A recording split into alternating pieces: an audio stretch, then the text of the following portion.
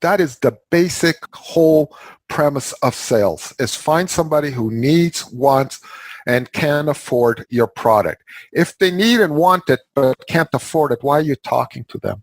I hate to sound crass, but really, why? All you're doing now is wasting your time and their time. And let's face it, time is the most precious commodity that we have because we can't make it, remanufacture, or take it back. We're all here for a certain limited amount of time. And the less we waste it, the more we get to use it for our own benefits, right? So the first thing is okay, can they afford my product? Yes. Do they need my product? And there's a big difference between need and want. I'm sure you know that. You're going to be finding your perfect client. You know, I may want a Lamborghini, but I need a car. So there's that big, I can't afford a Lamborghini, but I could probably afford a nice car.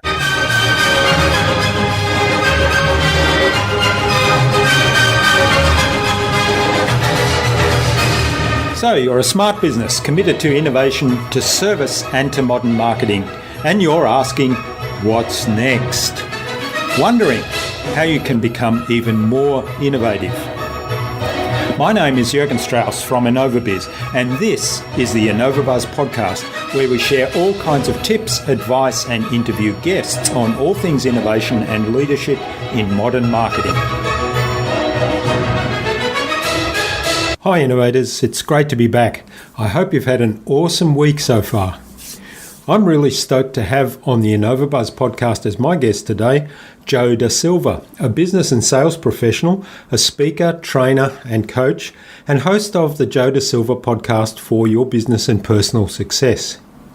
Joe and I had a lot of fun discussing how to make sales not icky.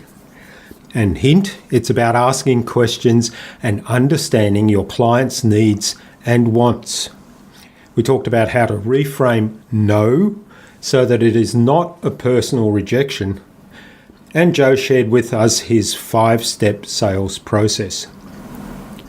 Without further ado then, let's fly into the hive and get the buzz from Joe Da Silva.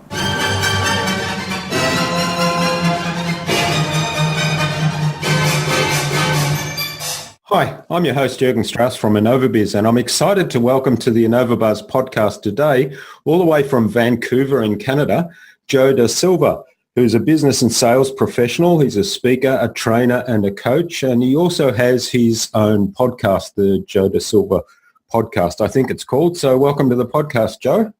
Thank you very much, Jürgen. It's a privilege to have you as a guest. Now, Sheila Sutherland, who was on episode 119, introduced me to Joe and suggested we interview you on the podcast. So a big hello to Sheila. Yeah, no kidding. Big hello, Sheila. Yeah.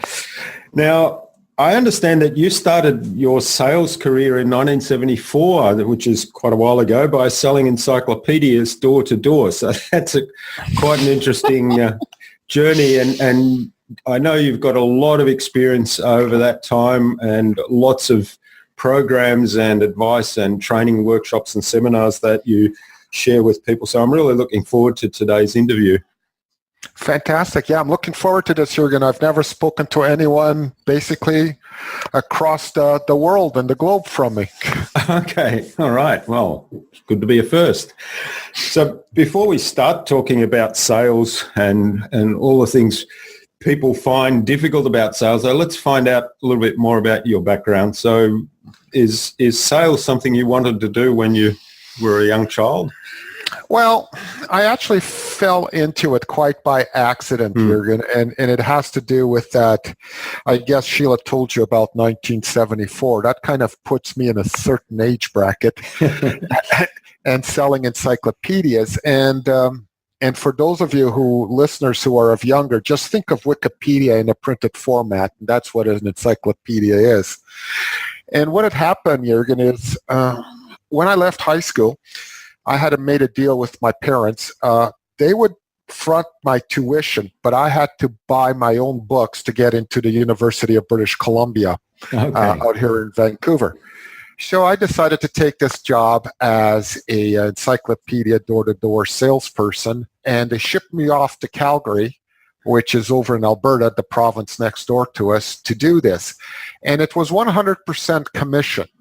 So there was no base or anything. You basically, if you wanted to eat, you had to sell. If you wanted to live somewhere, you had to sell, because everything you had to pay for, but it had to come from your success in the field. And I went out and I found the first 3-4 days quite frustrating. I didn't sell anything, and lots of no's. Yeah, a lot of no's. And I decided, okay, there's got to be an easier way to do this. And I took the script that they had, and by the way, I'm very anti-script, and I changed things around, and I decided to do my own little, shall we say, program, my very first program on the go, and decided to do it completely different.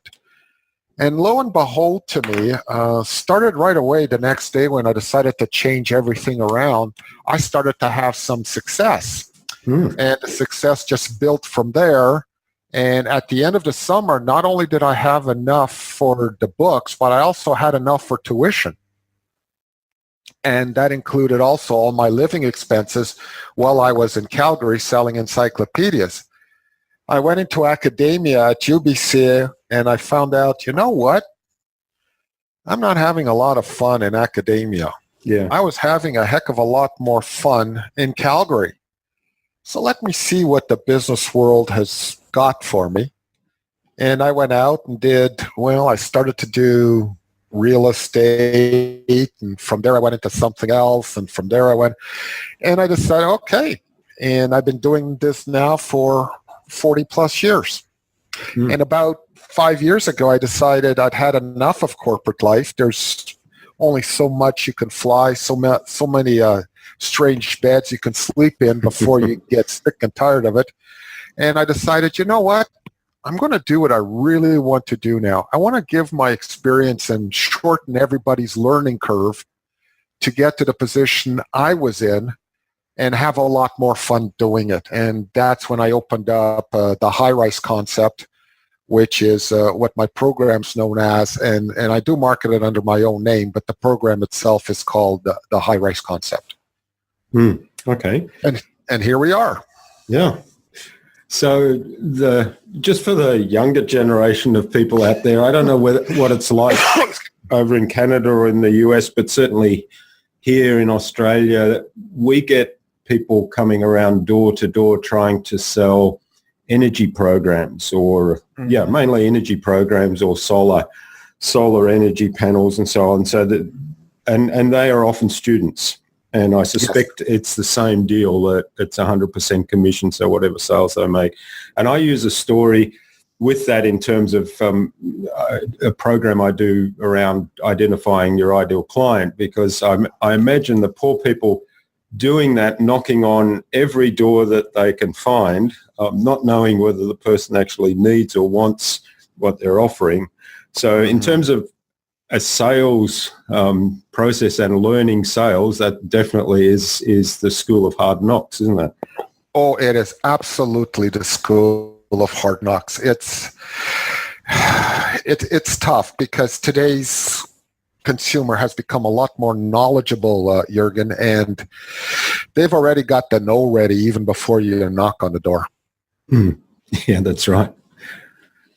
So tell us a little bit more then about some of the learnings that you took out of that first experience and how you then applied those in your corporate career. Well, one of the very first things I learned, and it's something that I teach, Jürgen, is that whole concept of the no. That's the number one thing that people really get hung up on in our profession, is the fact that they hear so many no's that they just become numb to it. And when you become numb to the no, part of your whole psyche changes. You no longer have that drive. You no longer have that motivation to keep going, because you know all you're going to get is another no.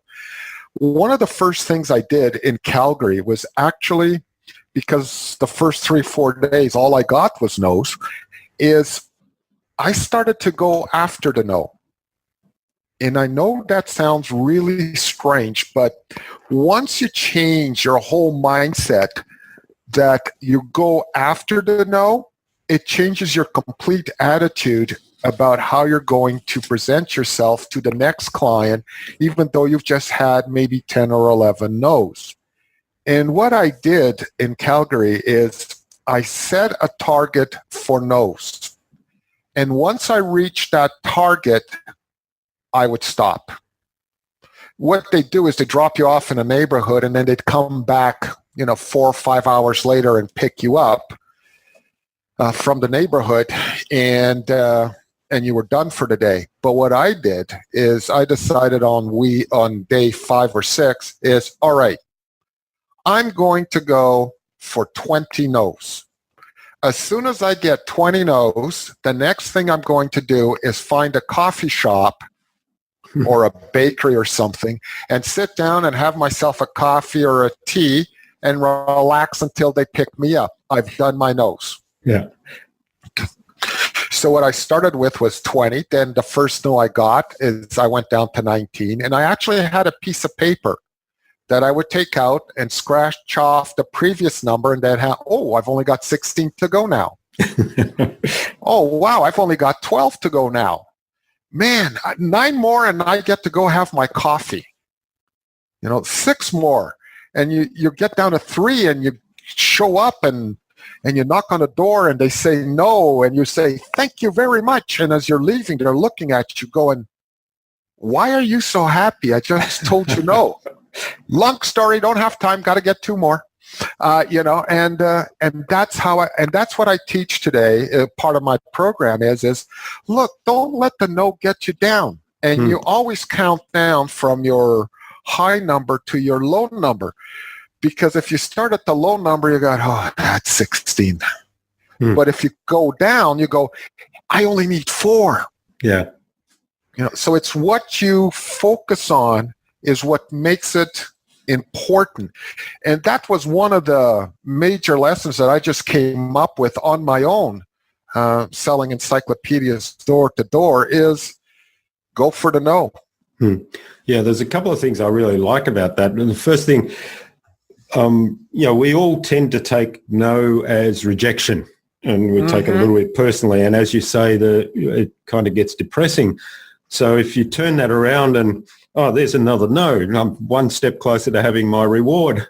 Exactly. It changes your whole mindset and motivational level. And the second thing is it probably changes your entire demeanor. Like you said in the example where people are kind of wondering why you're so happy that they said no. Exactly.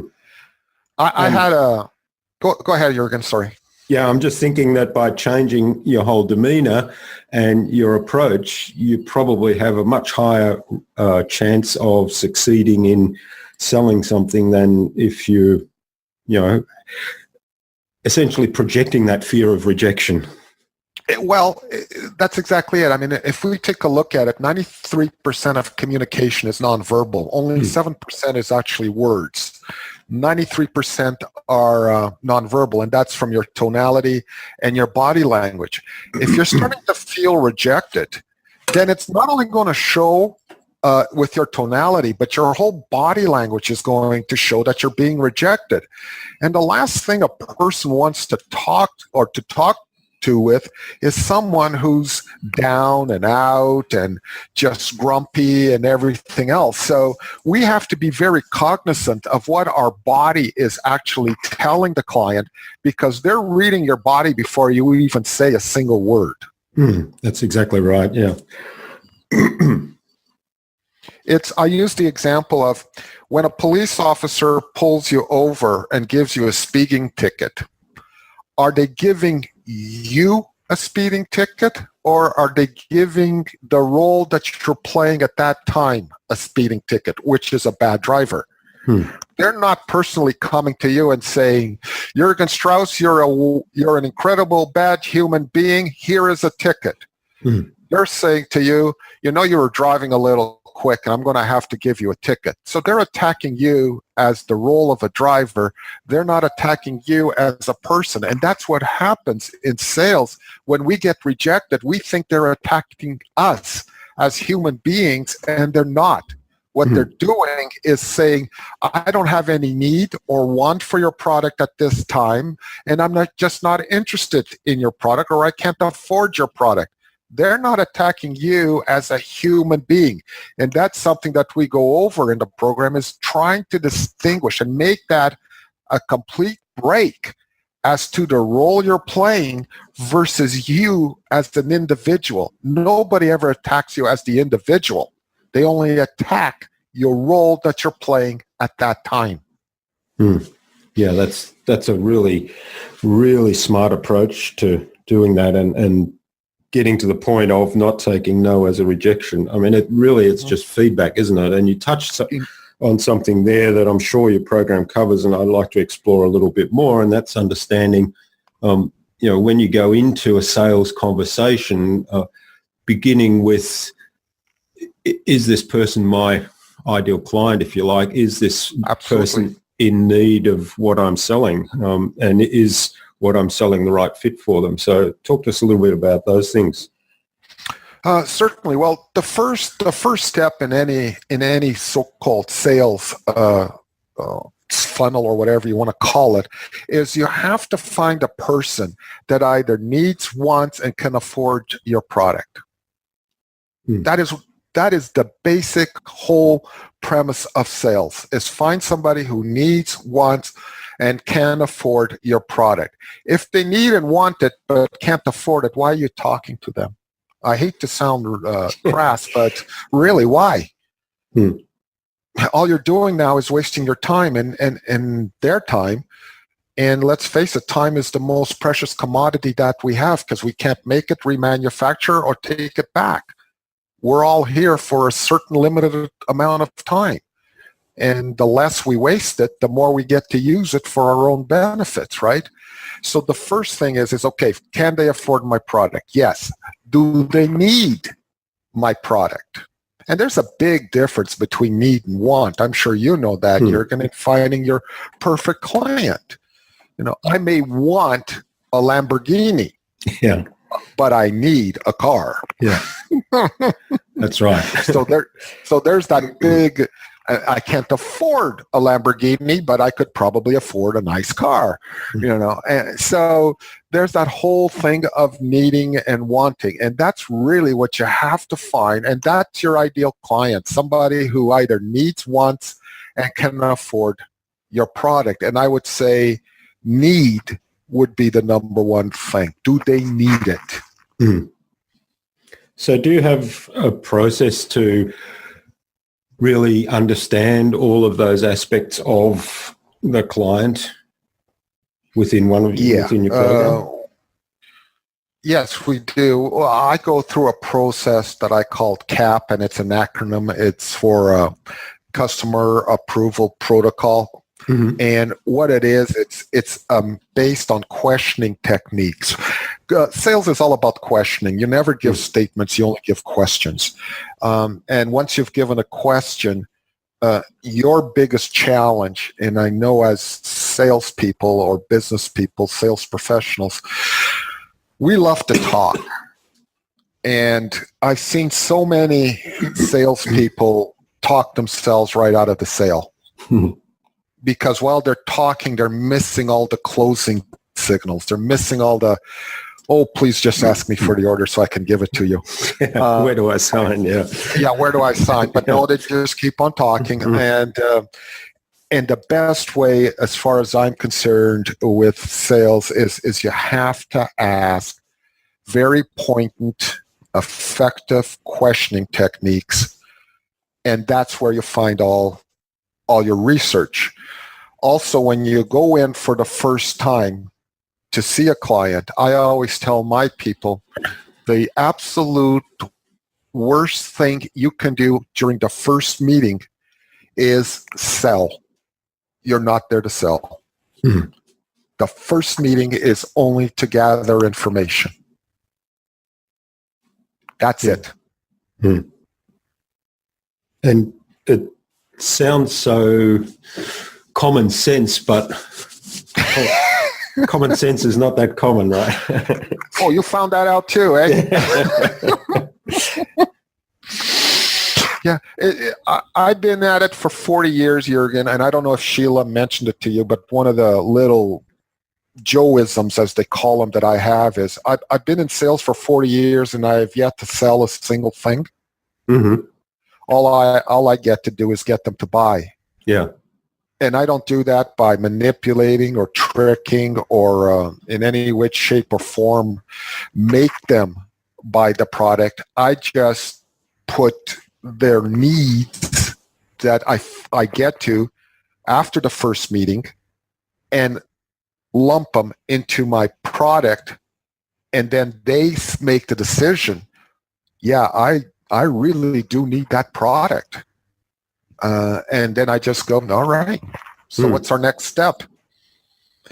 Yeah, I was reading something the other day that I thought was fascinating. It was around marketing, and I can't. It was one of the really well-known marketers that said this, but basically it was, if you've done a good job marketing, you don't need sales. And he was coming from the same point that you're making there, is really understanding the customer's needs and wants and making sure that what you have to offer is a good match for that, and you educate them about how you can help, and basically they decide themselves to buy. Mm-hmm. So I think it's the same approach, isn't it? It's kind of the same approach, but I'm going to vehemently disagree with the marketer. So you could have a really super bad marketing campaign, but if you've got a good sales team, they can sort of compensate for that. Mm. And you can have the most phenomenal marketing campaign, but if you have a bad sales team, they will destroy the marketing campaign.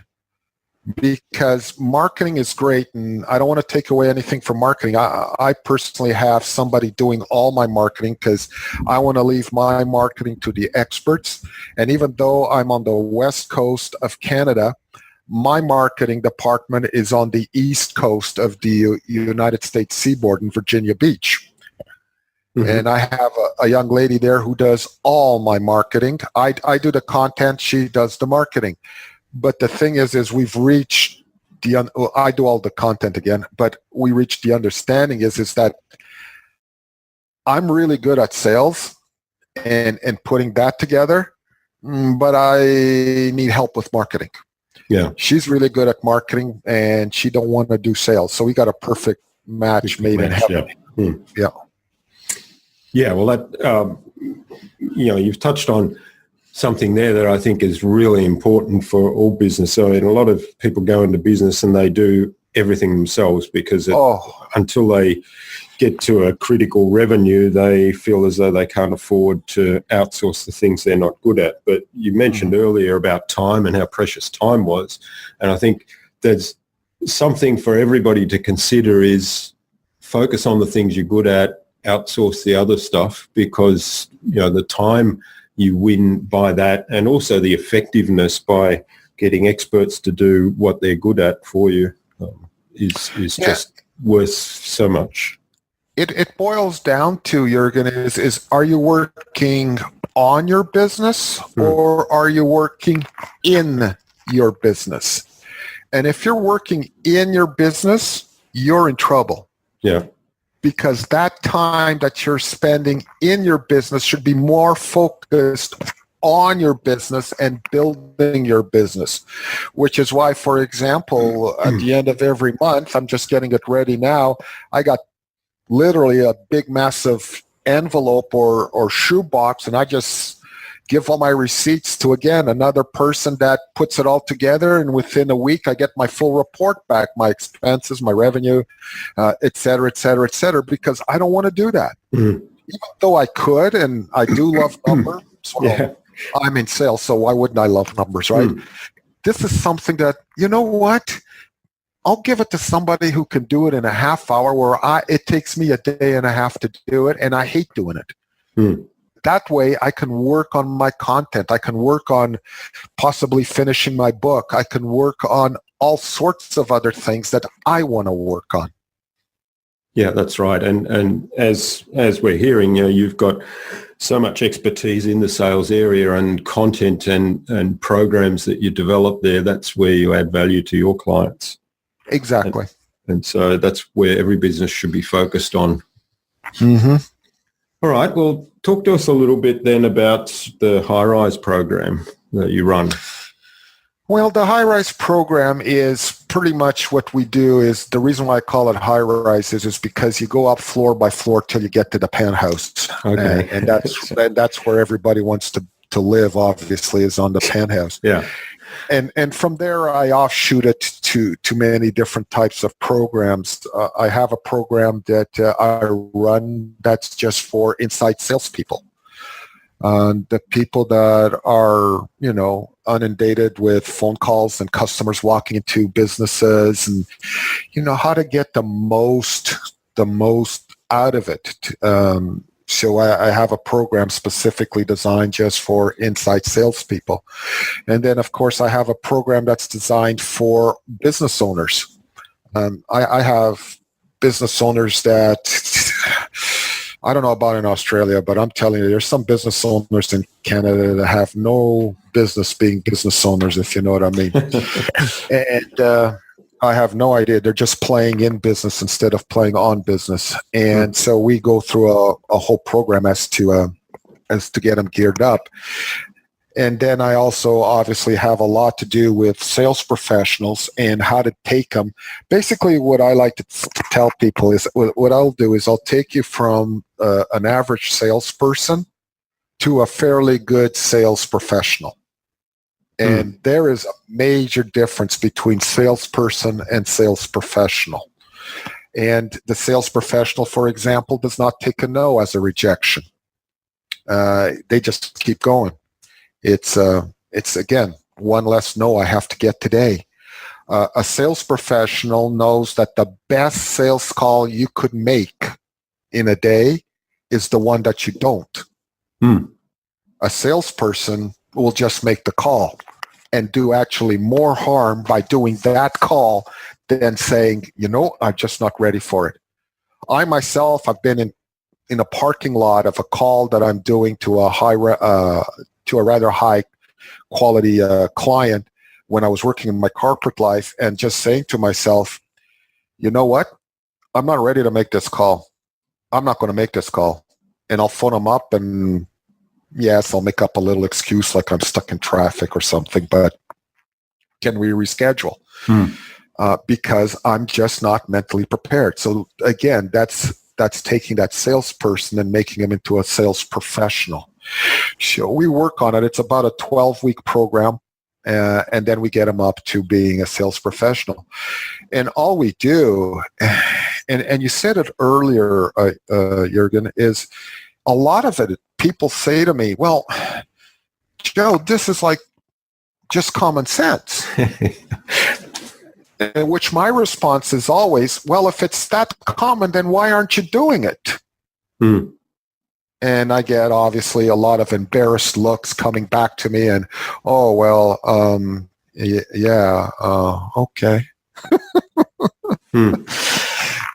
But it's just taking it and forming it. And I work a lot basically with behaviors. When I was a sales manager for a company coast to coast, I had 15 guys under me all the way across Canada, and that's a big landmass. It's the second largest landmass in the world. I never tracked numbers. Never really tracked numbers. What I tracked was behaviors. So what I really do teach in the high-rise concept is your behaviors. I have a weekly class I call the Action Suite, where the talking stops and the doing gets done. And I just had them do an exercise for the week. And the amount of feedback I got from my students saying, wow, I never realized. And then they went bang, bang, bang, bang, bang, right? And and it's all to do with behaviors. Then I work, sorry, go ahead, Yuri. No, sorry, I was just going to say that I really like that concept of the Action Suite. I kind of saw that on some of your website material I was looking at, and I thought that's a really neat concept. And now that you've kind of described, working on the behaviors, I think that is so powerful. It's all about behaviors, but it's also the major part of the action suite is I work on attitude. Because if you don't have the right attitude, you will never do the right behavior. They are linked. And then the third thing I really teach is the technique. And the technique comes from the behavior. But again, if you don't have the attitude, you'll never do the behavior. And by not doing the behavior, you'll never get the technique down. That's right. And when people then say, well, the technique, that's common sense, what they're actually missing the other pieces, which, yes, it's common sense, but the other pieces are the reason they're not doing it. Oh, absolutely. And sometimes it's very frustrating, but it's also very rewarding that the amount of success that I've had recently on the Action Suite with this group that I've got going right now. And we never go over 8 in the Action Suite. I like to keep it nice and small so we can really delve into some deep stuff. The successes I've gotten, it's just incredible. One lady went to Las Vegas to do a talk with her the group that she runs a wellness center, and in there she got into contacts with the head of the group in the UK, as well as continuing talks with the American group to involve her new program that she's got for data keeping. So she's made some phenomenal progress where when I started working with her almost a year ago now, she was in serious trouble, and now she's bleeding red, and now she's just in the black and doing so much better and going out there and creating these more opportunities for her and for her clinic. It's wonderful to see. I just love seeing that kind of stuff. Mm-hmm.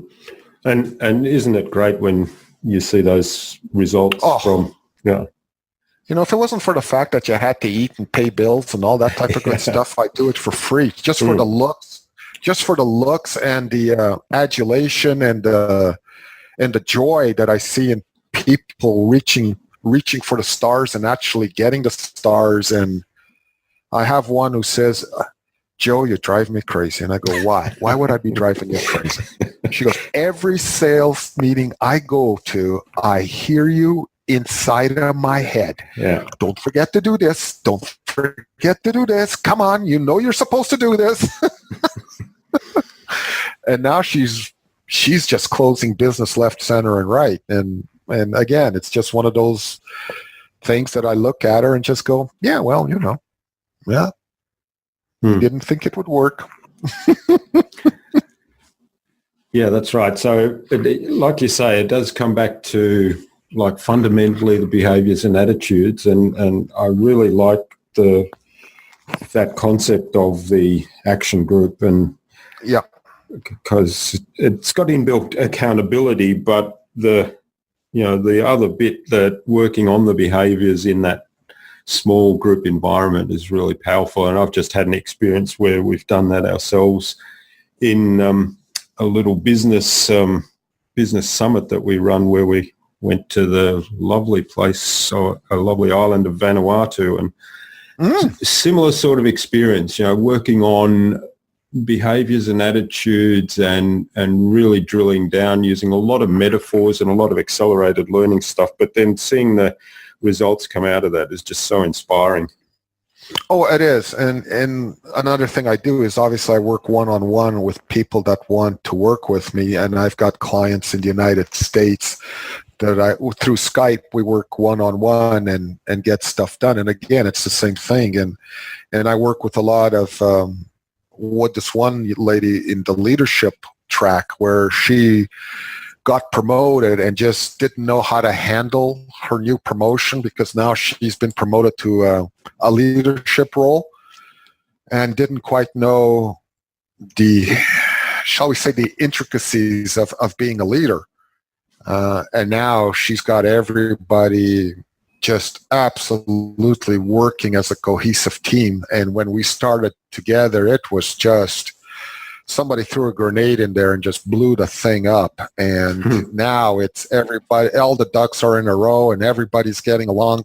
We had a lot of different personalities in there, and just being able to work through that with her was an incredible achievement, and she's loving it. Her superiors are obviously loving it. They're looking at her to move even up quicker because of her leadership capabilities and qualities in the organization. So, again, another one of those times, Jürgen, where you go, God, if it wasn't for those bills, I would have done this. Yeah, that's right. But on the other hand, there's a school of thought that says if people don't pay for something, then they place less value on it, which impacts on the behavior in some ways. So, it does. Yeah, it does. Yeah. I never make, shall we put it this way? I don't know if that makes me an old softy or not, even though I call myself the Simon Cowell of business development and training, in the fact that when you join things like the Action Suite, or when you work with me, don't expect a nice, gentle, way to go, attaboy, just keep on going, everything will be fine. No. I don't do warm and fuzzy. I'll let you know when you're not doing it correctly or you're screwing it up, and I'll let you know when you're doing it right. And that's just the way it works with me, and that's what I find a lot of people are missing. They want all the fuzzy wuzzy, and they don't want anybody to tell them you're screwing up. At the end of the day, you are screwing up. But getting back to it, I never want money to be put in the way of somebody working with me. And I've done some very creative, shall we say, management when that goes, because my philosophy has always been, when you can finally be successful enough that you can afford it, you'll be paying full ticket for it. Yeah. Until then, let me make you successful enough so you can afford it. So I get people to do other things like, hey, go onto social media and say how great the Action Suite is. Yeah. You know what I mean? Yeah. So get them to... But you're right. There's no skin in the game whatsoever, there's no accountability. And one thing on the Action Suite that we believe in is a ton of accountability. Not just for myself, but from group members themselves. Group members will call out other group members. Yeah, it's great when you get a community like that supports one another and can call out when things are not right. Exactly. Yeah. And it's a lot better coming from your peer than it is from me. That's right. And it saves you time, right? Because you know that they've got the message when they're teaching others. Exactly. So, it occurred to me before something you said a little earlier around, being gentle and people not wanting to hear feedback that is basically, hey, you're not doing this right. It essentially comes back to the point, if it's not working, then how can you expect it to be different if you don't change what you're doing? Yeah. What's the definition of insanity, Jürgen? That's right, yeah. Keep doing the same thing, expect a different result. Yeah. I've had people that have blatantly just come right out and says, your way of doing is just not going to work. And I'm going, okay, fine. And we've discovered that your way of doing it's not working. Yeah. That's why you're talking to me. So how about this? How about you try my way and see what happens? Because your way is definitely not working. And then they try it my way, and then they come crawling back with their tail stuck between their legs. And, damn it, it worked.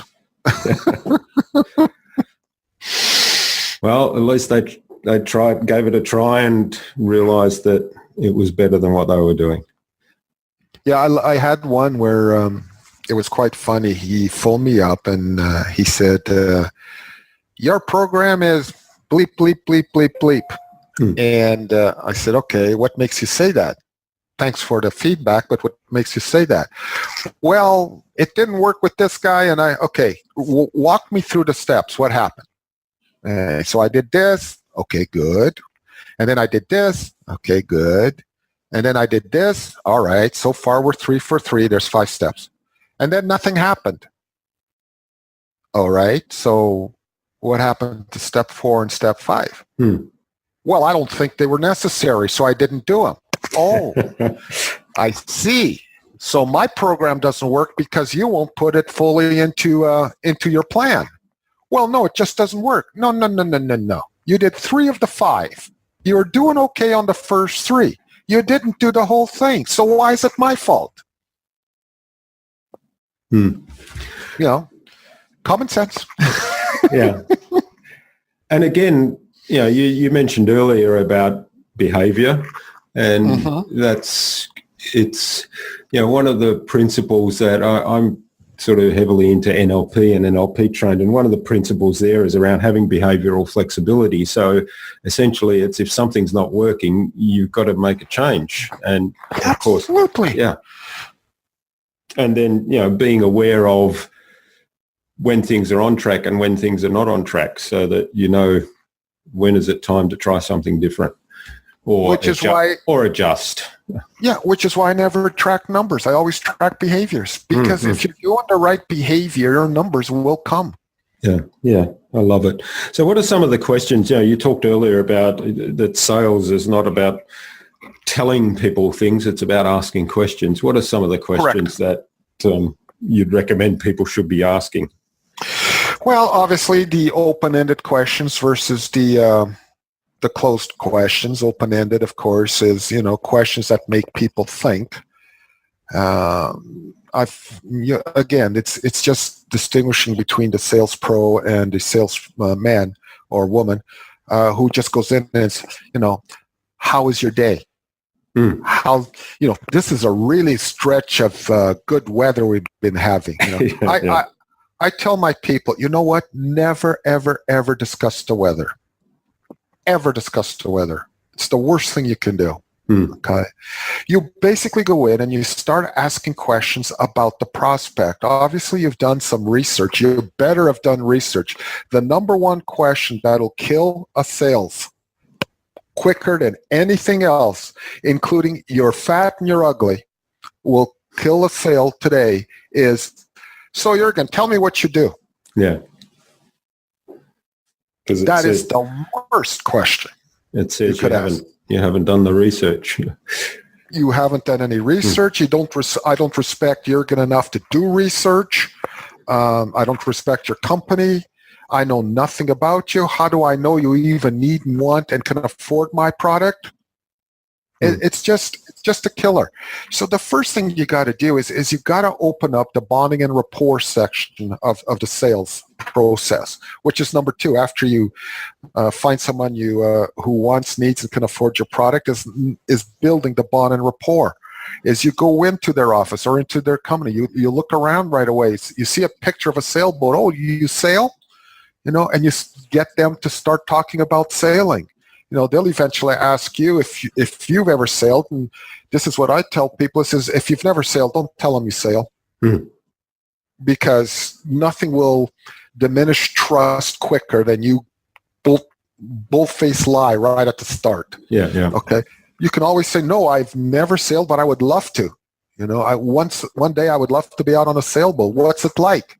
People love to talk about themselves. And while they're talking, you are actively listening, not just hearing, but actively listening for any clues, anything that you don't know that you can now file away.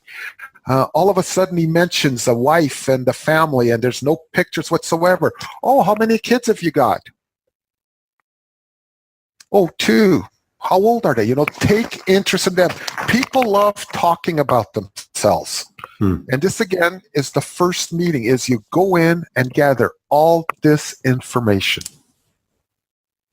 You talk to them about, all right, what are the long-range goals of your firm?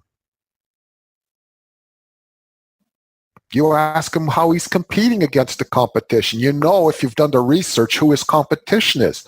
What makes you better than ABC and XYZ? Why are you dominating the market versus them?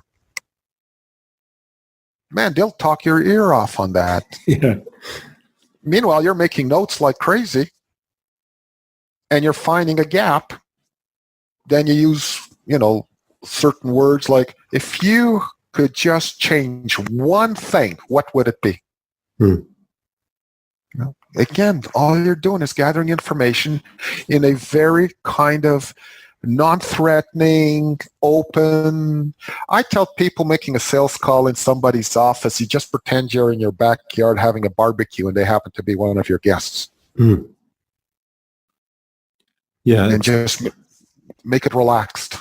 And that makes it a lot less daunting too, doesn't it? And like you say, if your attitude is such that, if they say no to whatever I'm selling, that's just one additional no for my list, so you don't take it personally, then you can relax and you can ask those questions. And I love the, if you could change one thing question, because that straight away starts to, the answer to that starts to give you hints about, well, what are some of the needs and wants?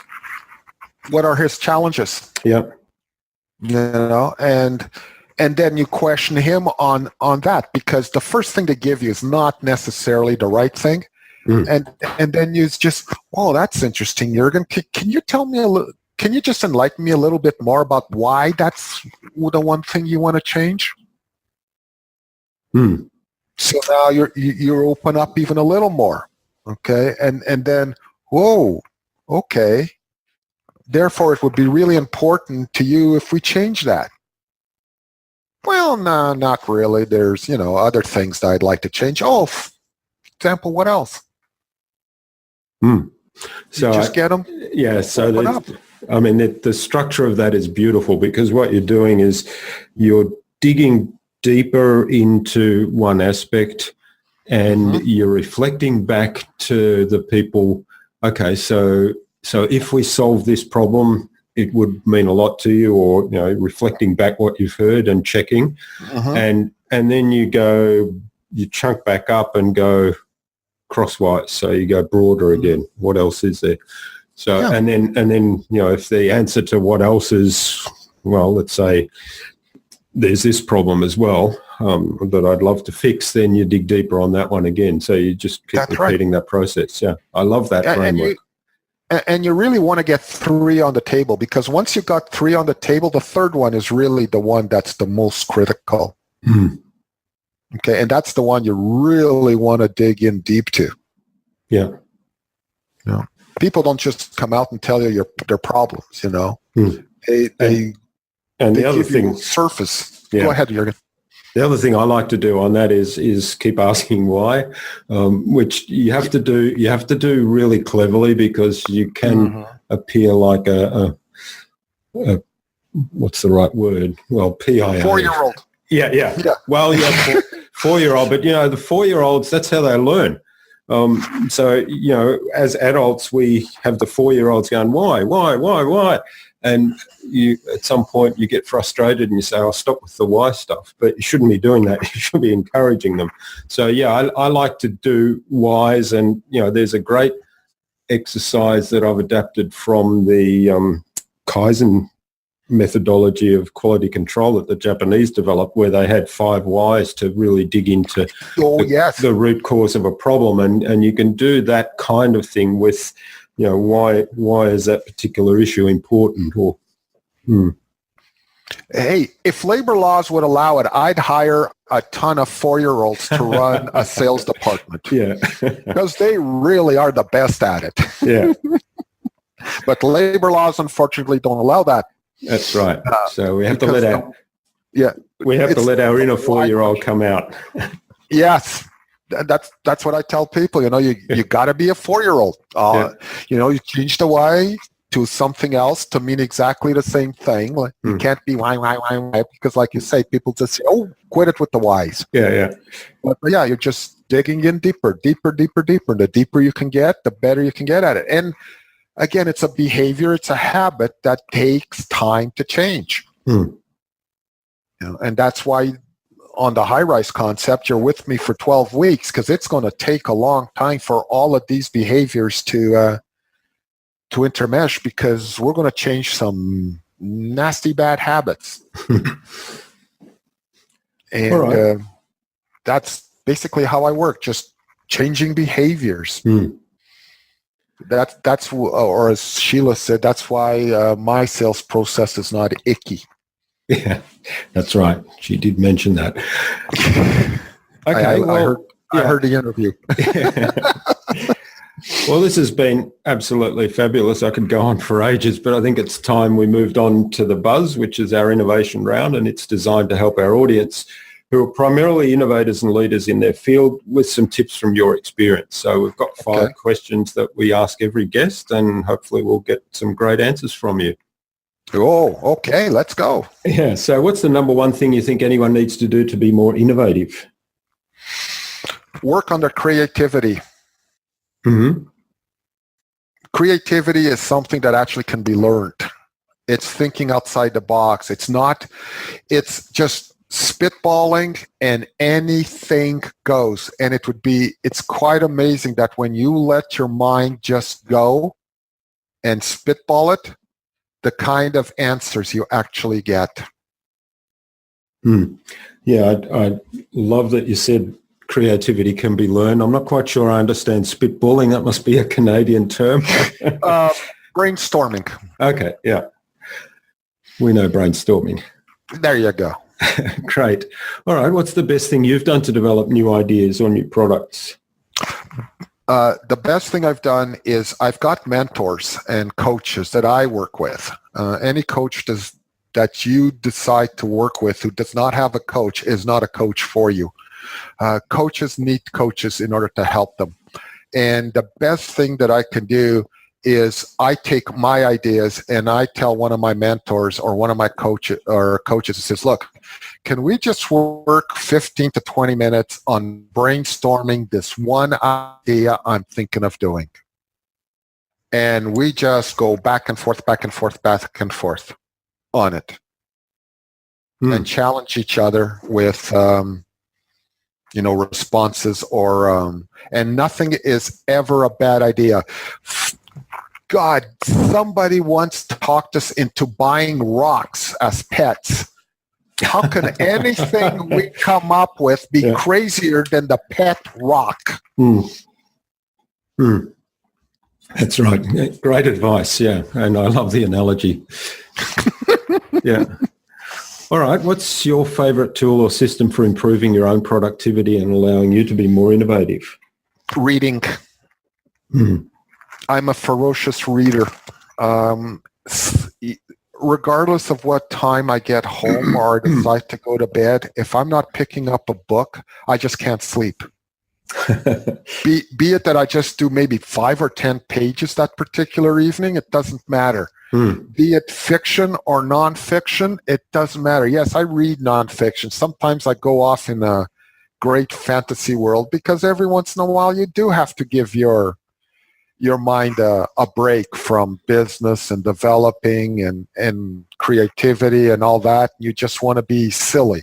Yeah. So I've got favorite authors that allow me to just be completely silly. All right. That's great advice. Yeah.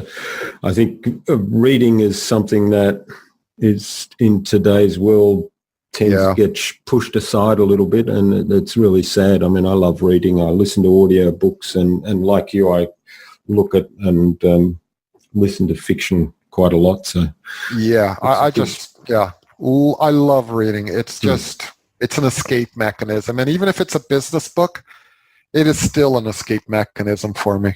All right, what's the best way to keep a project or a client on track? I think we might have already answered this one. Well, to keep up, okay. I've done a blog on this, and it's called The True Follow-Up. And to keep a client happy and to keep a client, your client forever, what you have to do is what we call what I call the true follow-up. Follow-up, people say, okay, well, you follow up. Well, getting or returning a phone call or giving a proposal or doing any of those things, that's expected. That's what you have to do in order to make sure you have a client. What I call the true follow-up is all that stuff that happens after the sale. And people forget the after the sale follow-up. It's good enough to fill a bathtub full of water, but if you don't put the stopper in, the bathtub is going to drain real quickly. Okay? So the true follow-up is not only putting the stopper in, but it's to make sure that the water's at the right temperature, that you have bath towels once you get out of the bath, if you put in some scented bubbles or whatever, candles going, Sarah McLachlan in the background, whatever, but that's the true follow-up. It's everything that happens after the water hits the bathtub. Yeah, love the analogy. Yeah, I didn't see that blog post, but I'll go looking for that afterwards, and we'll link to it in the show notes as well for the audience to read. All right. What's the number one thing you think anyone can do to differentiate themselves? That's a $64 million question. Part of my program is called the DUMB principle, D-U-M-B. And I always say the dumber you are, the more successful you'll ever be. And obviously it's an acronym. It stands for different, unique, believable, and memorable, or memorable and believable. And in order to differentiate yourself, the number one thing you can do is, first of all, work on your own self. Work on your attitude to be completely different than anyone else. If there's one absolute piece of advice that I can give your audience, Jürgen, is something that was taught to me a long, long time ago, and I know it made one big difference in my career, is every call you go into, you have to go in with the attitude of overabundance. I don't need you, you need me. That is the attitude you must go in with, because it takes all the pressure off you. And hey, there were many times where I was desperate in my younger days where I really needed it. But when I went in with the whole attitude is you need me, I don't need you, and you have that attitude of overabundance, you can't believe the amount of pressure that comes off you and how much at ease you are and how much easier it is to ask the real tough question.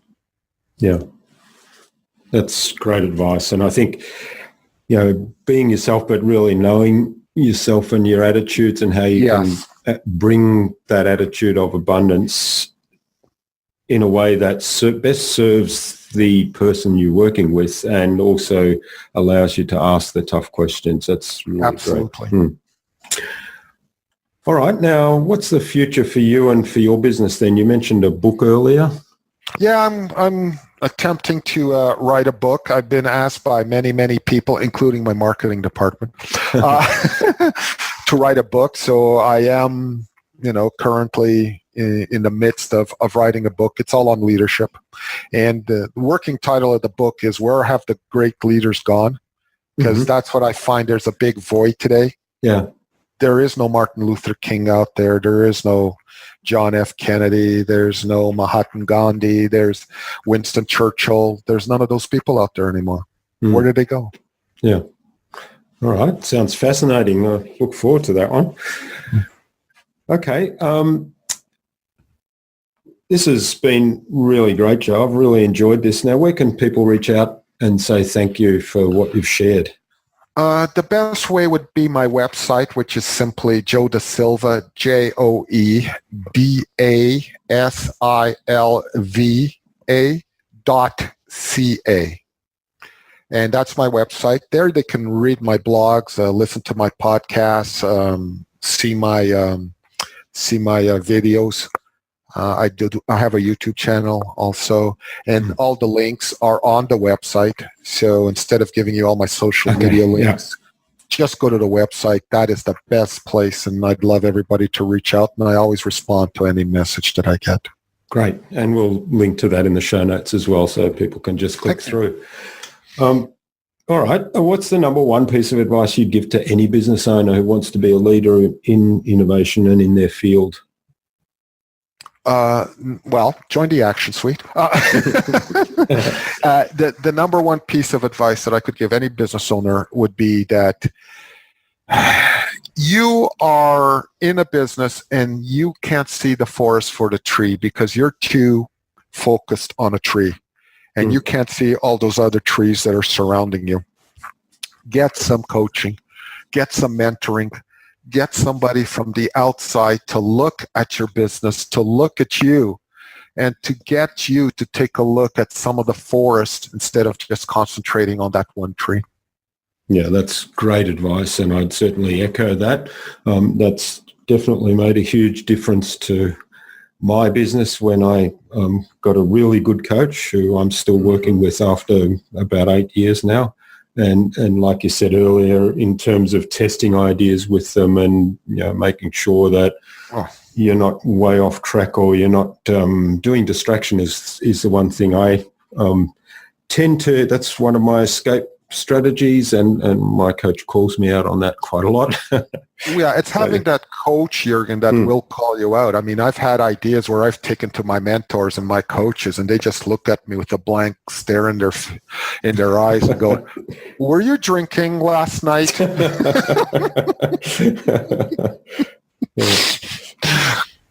All right, great stuff. All right, finally, Joe, who would you like me to interview on a future InnovaBuzz podcast, and why?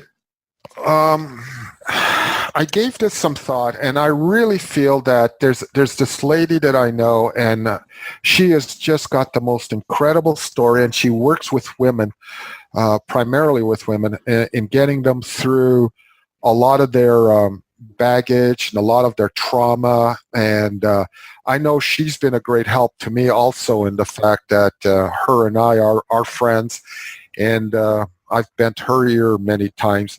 She's a phenomenal speaker, has toured Canada and United States giving talks on subjects about your real why and knowing why you are the way you are. Her name is Carol Metz-Murray. And like I said, phenomenal stuff, what she's gone through in her own life and the challenges she's had it. I'm a phenomenal believer, Jürgen, of you have to be able to talk your walk. Okay. And Carol is the type of person like myself. I never teach anything, or I never give anybody any advice unless I've done it first, or I've coached somebody through it first. I want to be able to have expertise on it. And Carol is the type of person that has expertise on so many things in life that I feel that your audience would get a lot of benefit talking to Carol. Okay, that's great. Well, Carol, if you're listening to this, we'll reach out to you and get you on the podcast courtesy of Joe Da Silva.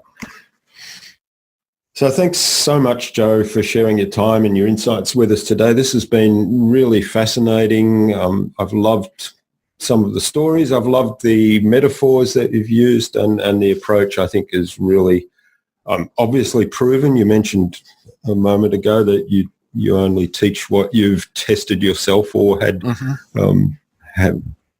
people you've coached have succeeded with it. So it's really valuable information. I hope, audience, that you've got a lot out of this. I've certainly got a lot out of it. I wish you all the best, Joe, for the future, and let's keep in touch. You bet, Jürgen. Thank you ever so much for the opportunity. I've enjoyed it. I can't believe how quickly our time has gone. Yeah. Thank you. Thank you.